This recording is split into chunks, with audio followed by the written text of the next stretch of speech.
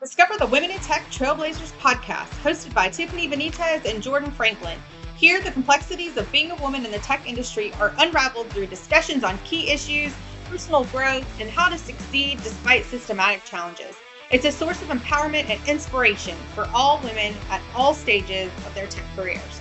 We are excited to be back with each and every one of you today. We are super excited. We're really honing into our next generation and talking to women and girls in tech, right? And we're really trying to explore what does that look like in some of the university spaces? What does that look like for girls that have gone into or thought about tech paths prior to then? And then how are they really creating space once they're in the universities to really continue to do this for other boys and girls and men and women? So we are excited today. We are joined, and I would love to introduce Jewell Callahan.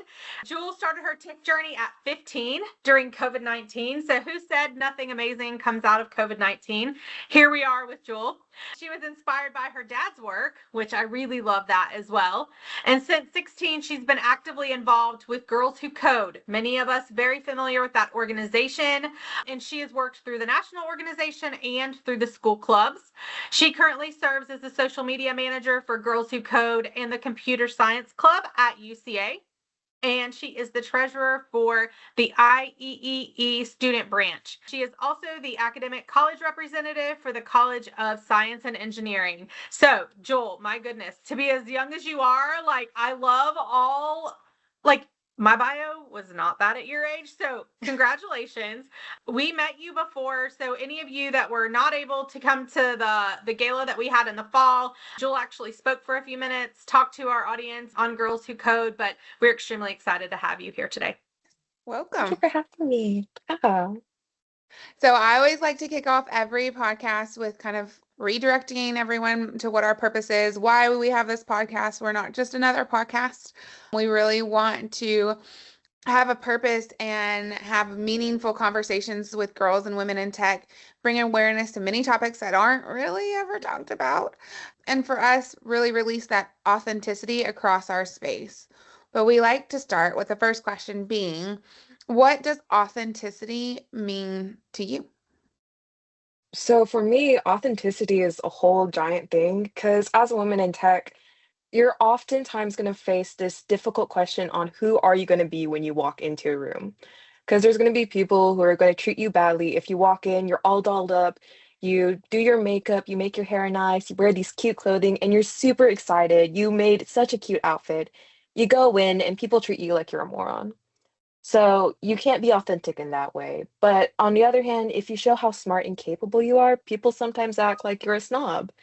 So oftentimes you're having to deal with all of this pressure that everyone puts on you, that you're not in the right way you're supposed to be. And over time, you get better at it. Like you start to learn that the people who are going to respect how authentic you are, that you're not feminine enough or you're not like masculine enough for the room of men, then over time you'll find that people that do accept who you are at your core values and not pretending to be somebody else are the people you're going to respect in the line of tech. Yes. I love that so much. And kudos to you we've actually had several conversations today, in multiple avenues, even at a coffee this morning around this. But the world tries to create all these standards that we're supposed to be like this, not do this, don't be too loud, don't be too quiet, don't this, don't that. And I can tell you, just spending a life full of growing up with all of those expectations from every sector of the world, it's a lot of pressure. And I'm super impressed with the ability of you all's generation to really come in and start challenging that at an early age, right? We had to get into our 30s and 40s to say hey, this actually is wrong. Why are we doing it? But you guys are standing up at such an earlier age and really identifying, hey, it's a crock. And also, I don't have to do that. Also, I don't want to do that. And so just super proud of you guys. And I know, obviously, we're here. We're talking about the power of Girls Who Code and what this means for our future generation of girls coming into tech. Talk to us a little bit about your journey with regards to Girls Who Code, how it's kind of played an impact in your overall journey as a girl in tech right now. So it all actually started when I was in high school. I took AP Computer Science and I had this wonderful, amazing teacher. Her name was Miss Lewis, and she was genuinely like an amazing teacher. She always outreached all her girls in tech. And at first, I'm not gonna lie, I was one of those people who was like, why are we bringing so much special attention to women going into tech? And then I realized it's not because like they're actively like blocking the door, they're locking you out.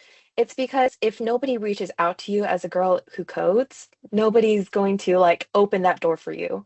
It's like whenever you know, like you're walking, you're going somewhere, and people would like hold a door open for like people walking by. They're not actively shutting the door, but they're not going to try to help you get in. So it all started with that amazing high school teacher who was that person who held the door open for me and so many other young women at our school. She was like always letting us know of these amazing opportunities. She encouraged us to apply for the Aspirations in Computing Award, and I actually got to win the regional award twice in a row for each year, thanks to her amazing support. And I always thought I was like just like slightly above average. And it's not that I was like super amazing at tech. Like I wasn't coming in here knowing Linux and Unix. I barely knew Java and I took like web development. So I felt like I was in over my head, but she always makes sure to make me feel like I was doing something worthwhile with my time. And that's really all that kind of inspired my tech journey. Yeah. I mean, we like Tiffany said, we've had a lot of conversations today, and I really think that a centralized theme has been having someone be inspirational and speak to your goals and aspirations before you even knew that they were your goals and aspirations, right? Like we think that we might not be a help to some people within our generation don't see that they could be a help to the next generation, or they don't have the time or whatever.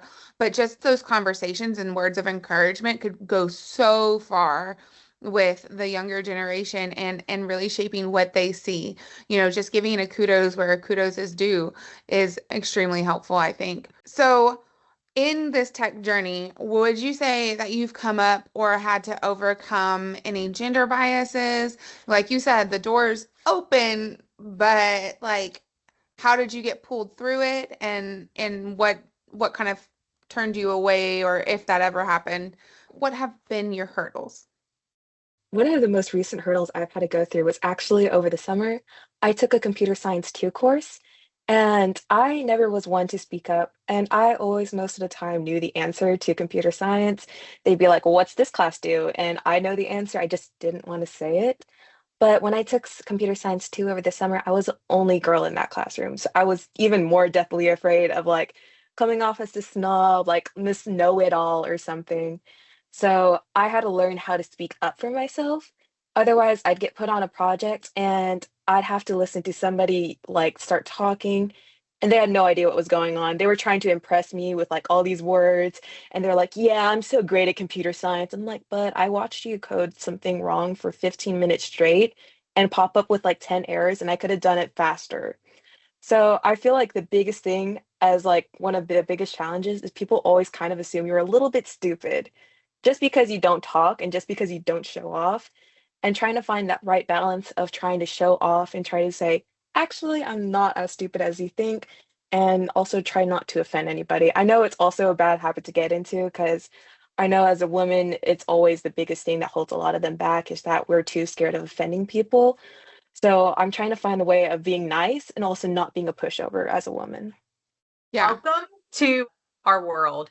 So this is reality, okay? So this isn't just makeup, and we don't just sit around and talk about this because it's fun. But the reality is that as you continue to move through your career, and this is what we're fighting for and that we're hoping for, is that these numbers change. But you're not going to wake up tomorrow and it be even 50-50, okay? So we are making some progress with these next generations, but the reality is we're not going to be at 50 tomorrow. And so what you're experiencing in that class is what we experience in the real world in our careers. And here's the thing.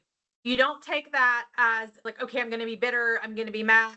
I'm going to complain about it all the time. That's actually also not going to get you anywhere or us anywhere. What that really means is that you have an awareness of that. And so what that kind of gives you fuel to do, it starts to empower you to, number one, understand your voice. Understand the power of your voice. And when you start getting the opportunity to be at tables, right, like the one you're even talking about right now, that you realize, like, listen, I'm not going to think and overthink. Like, my heart is pure, and I'm not here like being a snob and talking snobby to people, but I'm going to tell you if you're wrong, right? In the most professional way. But the constant overthinking of, like, we as women overthink so much of, like, did I say that? Did it sound too harsh? Did I literally just had to ask myself that yesterday on something. And it's not that it's not okay to hold yourself accountable, but there's a place that to what you're dealing with and what you dealt with, we all have. Because we say, like, oh my gosh, like, I don't want them to think that I'm like trying to boss them around, but like, also I can help you save 40 hours of what you just coded wrong, you know? Right? And it's becoming okay with what people think about you. What I have this thing that I say that what people think about me is none of my business. Like, I know that I come in with a pure heart. I know my skills and I know my talents. It doesn't do me any good to get into a room, like you're mentioning, Mhm. and not use my voice, Yep. to not use my intelligence, to just, here's another one that we deal with a lot. And maybe you encountered this too, Jewell, but someone that just talks a lot, just to be talking, but actually has Yes. no idea what they're talking about. And here's the deal. So, ladies, listen to this.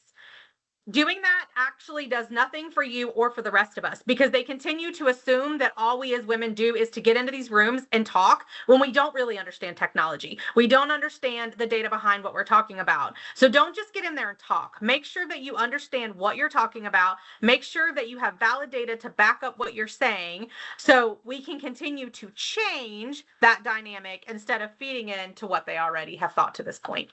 Well, and Tiffany, to your point, and yours, Jewel, is having that voice is you need to have it be a strong voice, right?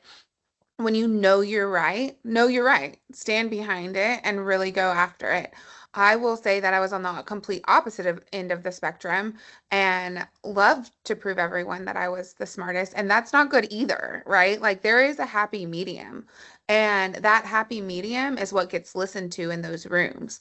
And I think, to Tiffany's point of just being the person, the chatty Cathy that's just chatting to chat, like, as long as you know you're right and you're standing behind it, you can say 3 sentences. Hey, you're doing it wrong. I would like to show you how to be doing it better. And quite frankly, I don't want to waste your time or mine. And if my way's better, then might as well let me try. It's probably how I would say it, not saying everyone else would say it that way. But I mean, I think you've got to realize that having, like Tiffany said, having that voice and really utilizing it is essential. And I'm happy you spoke up because I think the guy coding it wrong would have drove me absolutely nuts. I ended up actually getting known better in my like department as the person to go to if you have a problem on Mac OS, since everybody else codes on like Windows or like some sort of Microsoft computer software. And so people ended up realizing that I do actually kind of know what I'm talking about at times. And I do put in the work and I always try to find the right solution. So at least people have started to like kind of get away from their unconscious, like little bias in their brain and start talking to me whenever there is a problem. Well, I that's love that so fantastic. much. Yeah, I love it so much. Okay, so I do for a few minutes want to talk a little bit about Girls Who Code, because I know you mentioned that it's been instrumental in your journey. And so in this journey that you've kind of been on with Girls Who Code as a part of it, can you share a little bit about how Girls Who Code has influenced the way that not only you, but other young women that you surround yourself with? Because they're also, I'm assuming that because you run this at UCA, you have other girls and even allies that are part of this. But my question is with regards to girls in general. How do you feel like Girls Who Code really influences you all as young women, and not just as young women, but in the future of what you see yourself as part of technology, about, about being our future innovators, because that's what you guys are. So talk to me a little bit about that. Let's take a moment to thank our sponsors, Women in Technology of Northwest Arkansas and Gumption at my-gumption.com, for their support. Their contributions are critical in bringing these meaningful conversations to you. Stick around for more engaging discussions right after this break. So I really love Girls Who Code because we start focusing on getting to know other people out there. The biggest thing about why women drop out of like education and higher education for going to tech is because they're too scared to talk to other people and they don't realize that struggling through tech is a universal experience. Like, you're not going to understand what the professor is talking about all of the time. And when you're a girl in tech, it's scary. I understand that. Like, you go in, you don't recognize anybody in the classroom, and the only other girl in that class is sitting on the other side of the classroom. She's not going to talk to you. You're not talking to the guy who already talked down to you. So you think you're too stupid for this, and you want to switch your major so badly. But the great thing about Girls Who Code is that you're not alone in the struggle. Like, somebody else is going to be like, yeah, I have no idea what that professor is saying either. And that's amazing. Like, I know it's awful that you don't understand, but there's somebody else who doesn't understand with you. And that's really the biggest part I love about Girls Who Code and being a part of the community on campus at UCA is just seeing that everyone's kind of all struggling in their own way and we all help each other to get to the finish line. I love that. I love that. Making a spot for them at the table, no matter what table that is huge. And we talk about that all the time. And I think that's great how you explained it. How do you think that you could continue to use the groups like this? Like, how are you trying to move it forward or reach out to the next generation? What does that look like for you? Or even women? For me, I'm trying to show women that you don't have to be intelligent to code. And I know people are going to say that you need to know all these things, you need to know all these operating systems, you need to build your own PC at this point. And I'm here to tell them you don't have to. Like, it's okay. If you want to take things at baby steps, you can. It's totally fine.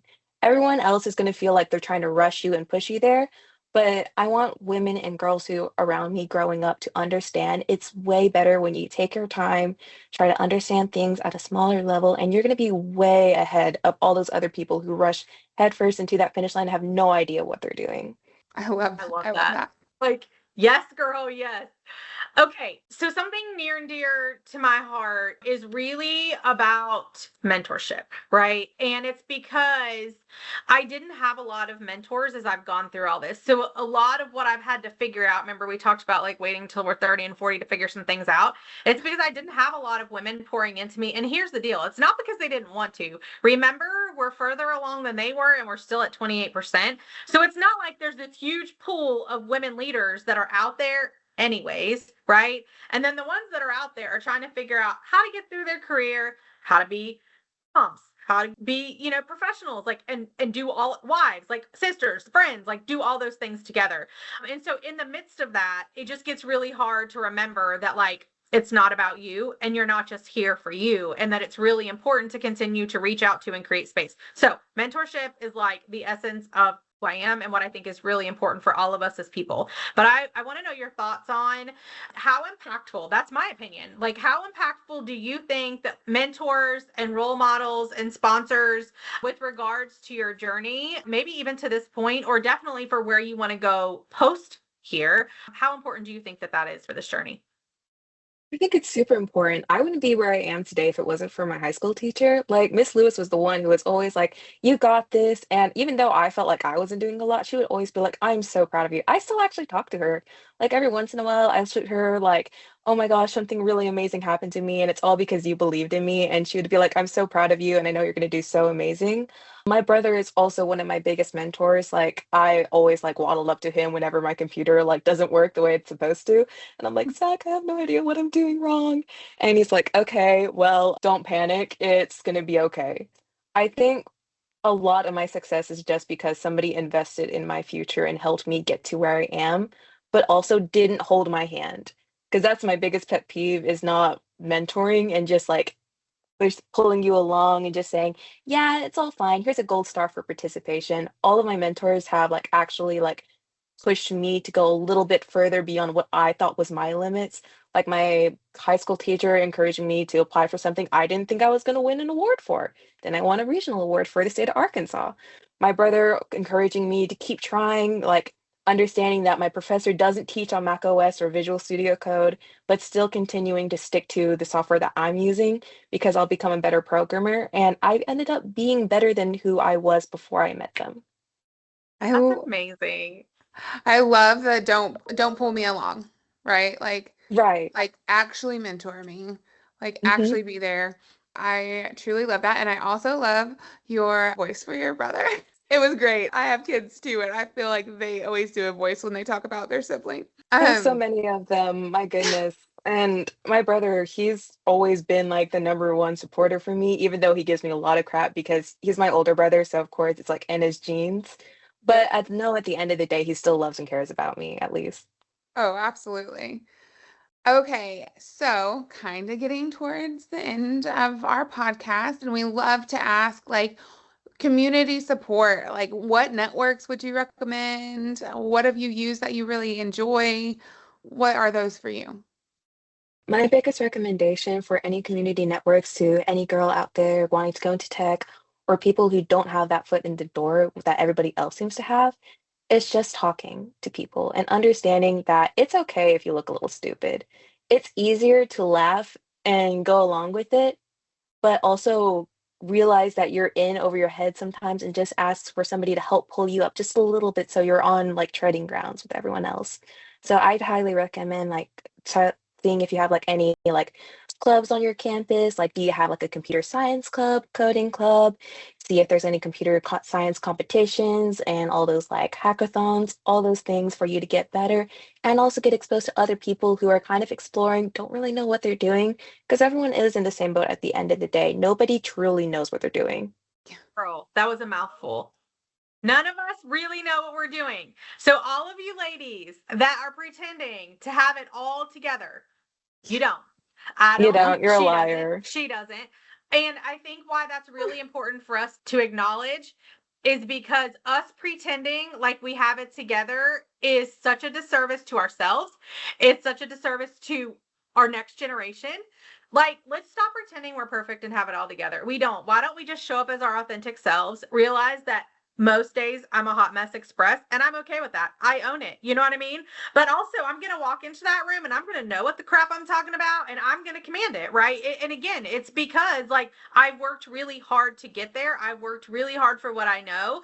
But guess what? I also am going to show up at a massive quarterly event with 150 plus people and forgot to have updated the last slide. And it says our next event is XXX because I was supposed to fill in the X's. So, you know, like it's okay. Like, but I love, Jewell, that like you're saying that at this age. I love that like you're sharing with us as adults because listen, women, adult women, older women, like we need to hear that. Like some of us haven't even figured that out yet. And so you guys are not only inspiring and impactful to the next generation, but you're also doing that for us. Like I can't tell you how many times I've sat back and said that, okay, every generation says, oh my gosh, that generation, like, right. And then fill in the blank with something funny.